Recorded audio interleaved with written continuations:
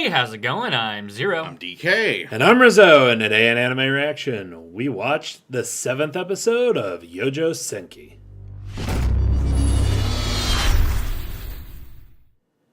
If you want to check out our reaction to the 7th episode of Youjo Senki, hit that link in the description below. And be sure to give us feedback in the comment section because we love hearing from you. And as always, if you like what you see, subscribe to Otaku Saga. And don't forget to like and share our videos. And thanks for watching. So, on this episode of Youjo Senki, the savagery gets turned up to 11. Indeed. Damn. So, the first thing that we see is this guy from the Entente Army. I believe Orte, I believe is the country name. Yeah. Not Norway, I believe. Yeah, I think it's Norway. I'd imagine so. It's one of the Scandinavian countries. Not Scandinavia. Yeah, and so he's actually he was actually one of the officers that faced off against Tanya in her very first actual battle. But we see him saying goodbye to his daughter, and I'm not sure if that was his wife or like a maid. I was just about to say, if that was his wife, he spent an awful lot of time saying goodbye to his daughter instead of his wife. I think, if I had to venture a guess, it was probably actually like her aunt or something. Her aunt, so or like his sister or something like that. Yeah. But maybe some kind of caretaker maid, something like that. Basically, he's sending them away because of the war, and sending them away to not America. The state of Arkansas in not America. I'll say, yeah, you use state names apparently, but it has to be called the Unified States. I also have to mention, I'm not super familiar with Arkansas, but most of it is like hills, isn't it?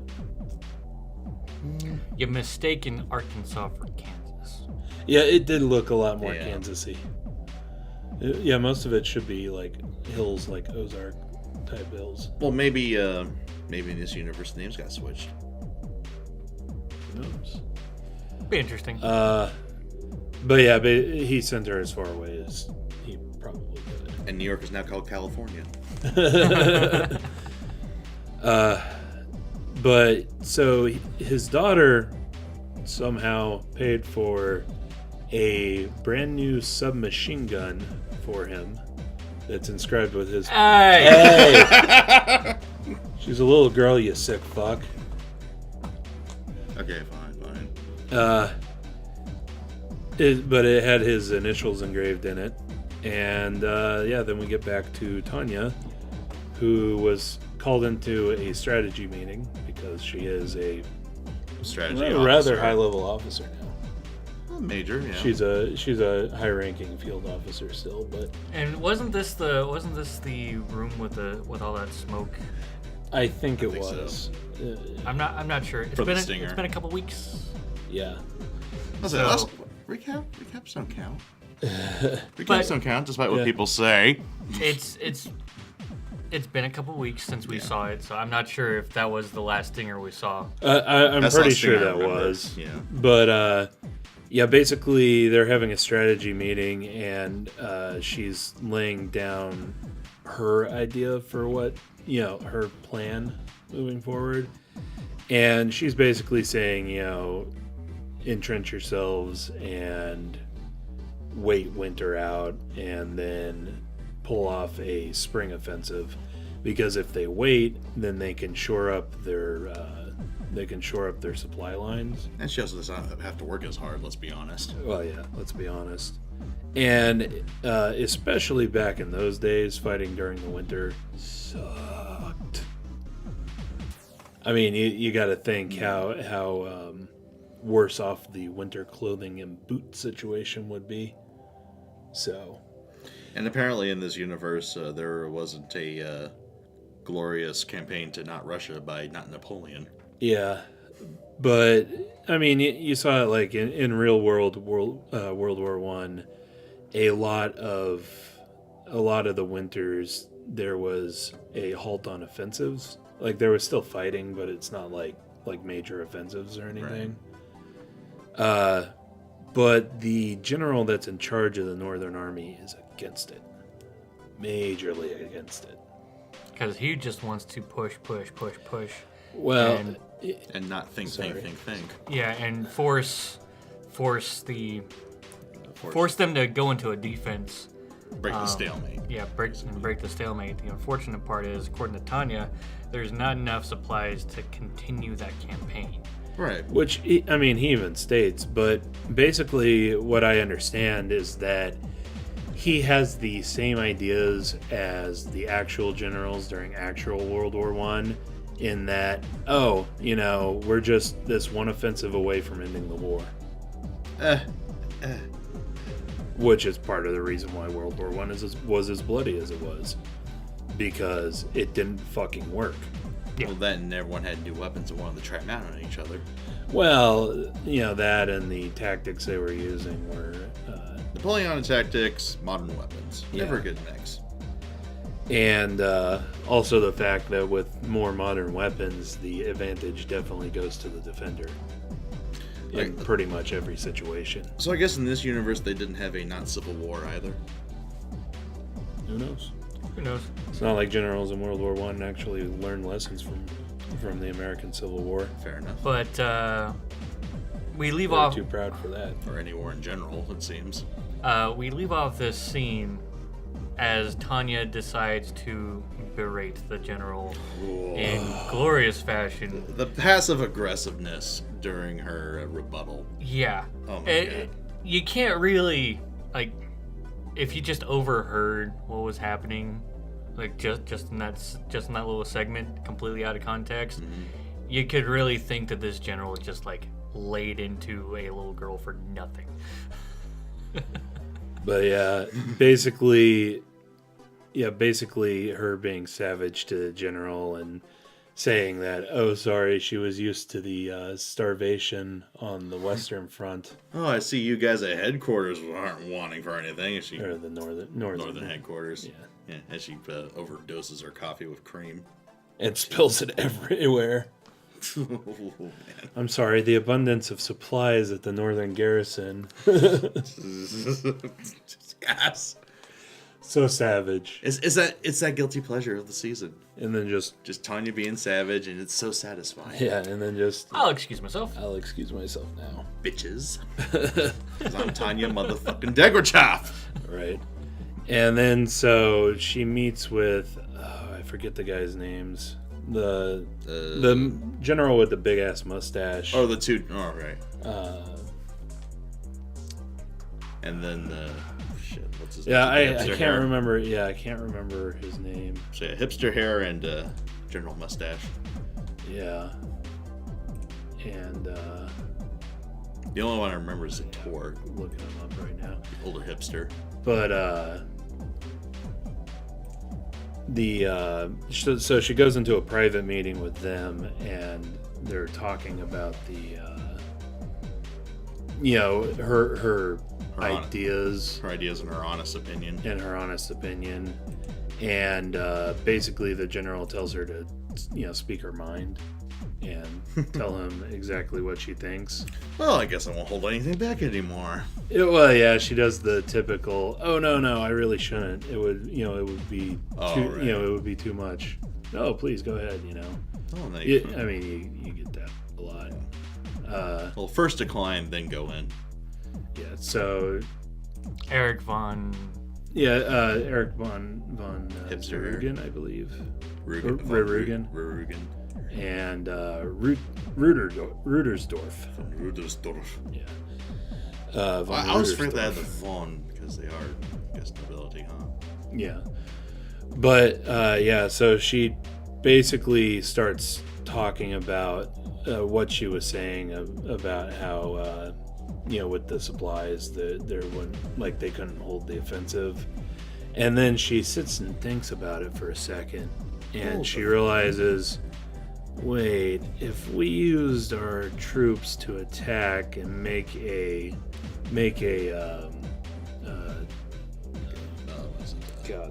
brain fart. No. Use the troops that were already landed to attack and make a diversion. Then it would pull troops away from the north. From the fjords, really. Yeah.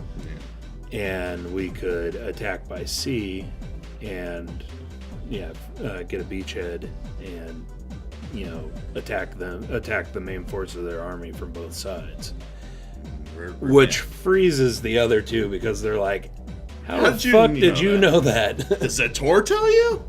Nope, she totally guessed it. Yep. Which impresses them greatly. Oh, we can use you. Exactly. Since they're impressed, you're good at your job. So your battalion can go in and destroy all the fortifications so that it makes our landing easier. Off you go. Aye, sir. Right? You could almost tell that inside just... Fuck! That's what we should be from now on. Tanya's internal dialogue. Right? Especially since we move on to her in the plane. Yeah. On the way to said front in the Battle of Fjord. Yeah, they named the fjord. I just couldn't remember what the name was. It's really not that important. Yeah, not really. Yeah. IKEA, Meatball, Fjord, whatever. Yeah, and then I'm sorry. I said not IKEA, Meatball, Fjord. That's racist. Bork, bork, bork. So during this, we during the whole scene where they're in the plane and they're getting ready to attack, we get interspersed with scenes of that guy that we saw at the beginning, the commander of the mage group that we saw at the beginning. Right. And basically, he was stationed at said fjord, for defense. And they do briefly mention in passing that there's only one battalion there to back up the defense. So we know that it's very lightly defended. But yeah, so basically they... I did like the little bits of camaraderie. Yeah, I was just about to mention Tanya's, that. The little banter that Tanya's company has, especially when she says, man, I feel like a canary in a mine. Yeah. I guess we should sing some songs. I guess we should sing for them. How does a canary sing? Tweet, tweet. Tweet. Well, yo, but yeah. Japanese word tweet, tweet, or whatever. Tweet, tweet. I don't want to hear any of you sing. So excellent. And then they jump out of the plane and start their attack. Yay! Wreck shit! First, taking out the patrol boats. I assume probably simultaneously. Well, they got groups that big and firing those artillery spells. That'll take out a boat in no time. And the fact that there was only 3 patrol boats. And we're not really told exactly the timeline at this point, but we are told they have a 30-minute timeline right now. Yeah, they have 30 minutes to destroy the gun batteries. The batteries, there we go. Yeah. Before the ships start coming in. And they do have to destroy those batteries because they're all really big guns. Huge. Like the size of our apartment block. Huge. Maybe not quite that big, but I mean, they are pretty significant. Well, not the whole complex, but this building. They're big. I don't think they were that big. But they were sizable weapons. I think they're a little bigger than that. Yeah. Well, I mean, they're basically artillery pieces. If you're on a dreadnought ship, you don't want to get hit by this. We'll just put it that way. Yeah, pretty much. If you're on any sort of ship, you don't want to get hit by that. Well, actually, if you're let me put it this way: you don't want to get hit by these things. You don't want to even be in range of these things. So yeah, they're going and they're attacking the emplacements. It's going pretty well, and then Mr. Mage, who I'm sure shows up with his battalion. Yeah, because one lone gunner, thanks to BNX, I'm sure, was able to crawl over to the radio. Yeah. Enemy attack! Should be whack, yo. You did your country good, son. Yeah. You did your country good. Not ultimately in the end. So Tanya takes one company with her to go fight off this battalion while she orders the other ones to finish off the gun emplacements. Which she doesn't like because, it's delaying. And she'd rather be taking the glory. That's what I think, anyway. No, I think it's more just being a competent commander and knowing what you can use to get the job done. Yeah. Fair enough. Plus, it is shown in this that her mages are very competent. Like, they're far more competent than the other mages. Well, yeah, that's true. Given the screening process Tanya put them through. Yeah, I mean, the small company that she commands is basically her elite. Not like her elite from not The Germany's selection. elite. Yeah. from the entire empire's elite. It reminds me of Men in Black. The best of the best of the best. Sir, with honors. Yeah. Pretty much. God, I've seen that movie forever. But at the same time, like going into this little fight against basically an entire battalion of mages versus this company, she does seem a little apprehensive, just a wee bit. Yeah, understandable, being outnumbered, and they are still experienced mages. Yeah. Well, not that she'd know that on site, I'm sure, but... I would assume in a battalion-sized group, you would have quite a few experienced mages. I'm sure. And, well, maybe she can pick out competent mages as well in combat, I'm sure. Yeah. Not a challenge for her, but competent. Well, they basically, oh my god, what the fuck, destroy the other mages. Yeah. And then, of course, their commander, whom we get, how do I put, well, I mean, not an introduction, but we get his story, so you know that he's going to die in some big, Horrible. badass, horrible way. Yeah. And so he basically goes all Billy Badass and starts attacking her mages, and doing quite well, including taking a shot from behind from Victoria, turning around and shooting her, knocking her out of the battle. And then he goes right for Tanya, who... Well, yeah, they start to face off, and then right when she's about to pull up and shoot him, she gets static over the radio of the other company saying, "Hey, We're done. Yeah, we're done. We destroyed the batteries. Ah! No overtime. No more overtime today. No overtime today." Damn. Peace. Again. Which is pretty sad. much me at work. No overtime today. Peace. Later, bitches. Again, more just straight savagery. Right. That's how little she regarded this poor dude. But he wants to push the issue. Well, he recognizes her from before. Well, yeah, that's There's the thing. He recognizes her from before, and he wants to push the issue, so she obliges him. In the form of a bayonet through the chest. Takes him out. Man. I gotta say, though... And then she recognizes him. It's like, oh, I've seen him before. Well, I must say, though, it was to the right side of the chest, not the left. There may be hope. He also drops into the... He also drops into the middle of the fjord, and it's icy. I'm fairly certain he's dead. Yeah, I'm fairly certain he's dead, too. So, Yeah. But yeah, so Tanya decides, oh, well, doesn't really matter. well, yeah, Kick so him he's off trying to aim his gun at her head to pull the trigger, and she just kind of pushes his gun out of the way since he's all weak and shit, and then pushes him off of the end of her rifle and keeps his gun. Ah, it's a little early, but I found a nice Christmas present. The final savagery in the episode. Yeah, the gun that His daughter gave him. His daughter bought him for a Christmas present. It's a little bit early, but this is my new Christmas present. You're a mean one, Digrachaff. She does have a Grinch-like smile too, so it works. Right. I gotta say that's a fantastic weapon, though. Oh no, That it is is beautiful. And it would be like, I mean, if we're talking about the real world during that time period, that would be a very, very, very pricey gun, Yeah. Joke. and also probably not very reliable. But Joke. it's a looks very nice gun. Especially since, like, right now it's in the hand of a mage. Yeah. Oh well, we saw Like a- what that dude could do with it. Yeah. Now imagine Tanya's power. Yeah.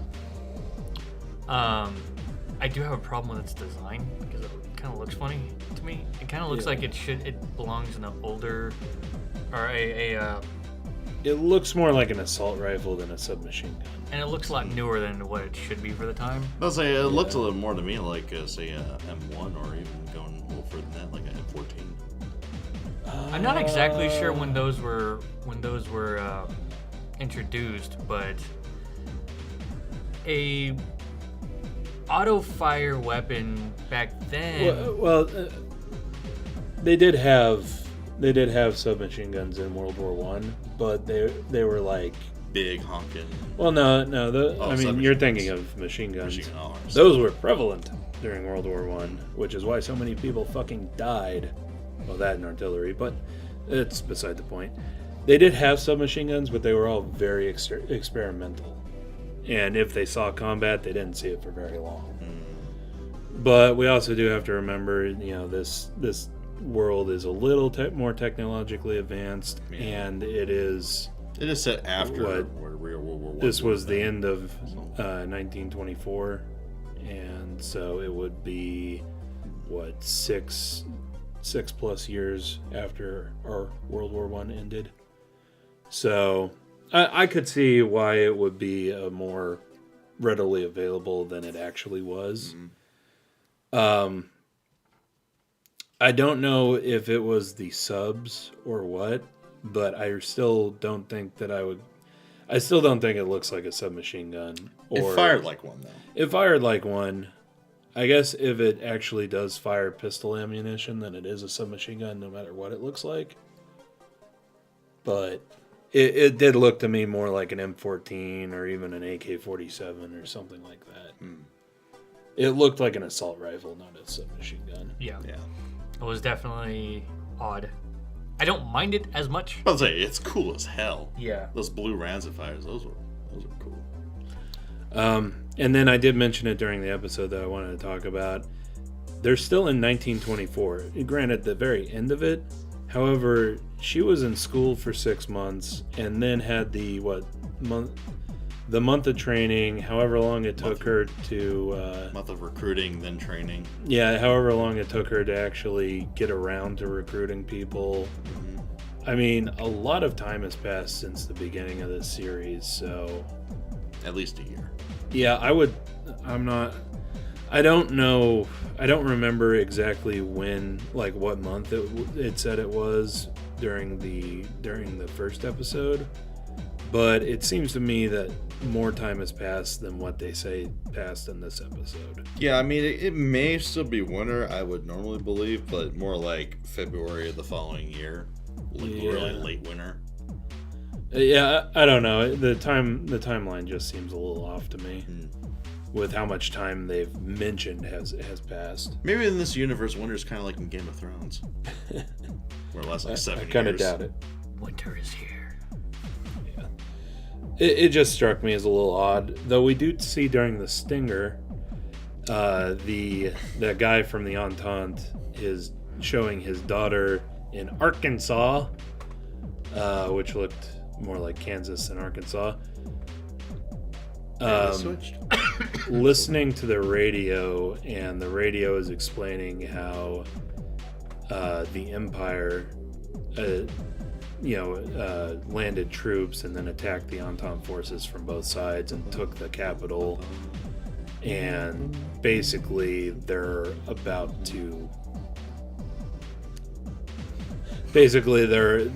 Entente is about to be no more. So yeah, basically it's supposed to be a sad scene, but yeah, it's sad scene. They figured Daddy lost the battle and died.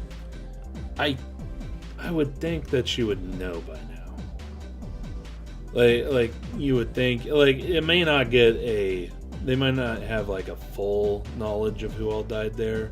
Yeah, being that they basically were exiled from another nation, I wouldn't expect the two men at the door to show up or anything like that. But you would think a letter or something. Yeah, you would think that the Entente would, send a telegram or something, try to get in contact. Yeah. But I mean, that may not happen. You never know. That'd be more convincing than just listening to a radio brief that doesn't mention specific names. But you would probably figure if he stopped writing to her, it probably meant something bad. That's true. So I guess they could formulate. You could formulate the fact that he died. One together. Yeah, basically. Okay. That's what I think, anyway. Still looks like Kansas. Still looks like Kansas. Yeah. So we did also briefly talk about the 1 week break that Nut took last week. Yeah. It doesn't, like, there are still some parts of the animation that look a little bit off. And I think that the 1 week break helped them more with scheduling rather than animation. More logistically. Which I think is kind of weird because I was expecting a more polished polished up episode. Use time. Let's take for instance like the this battalion commander that Tanya defeated. When you first see him up in the I forget I don't know what actual building it is, but it's like headquarters, whatever. Up on the ramparts, perhaps? Yeah. When they're talking about the patrol boats.